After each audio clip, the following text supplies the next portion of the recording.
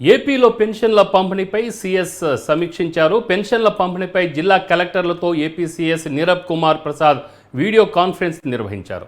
July 1వ తేదీన ఉదయం 6 నుంచి పెన్షన్ల పంపిణీ మొదలు కావాలని ఆదేశాలు జారీ చేశారు. సచివాలయం ఉద్యోగులు ఇంటింటికి వెళ్లి పెన్షన్ పంపిణీ చేయాలని స్పష్టం చేశారు. ఒక్కొక్క ఉద్యోగికి 50 ఇళ్లు కేటాయించారు.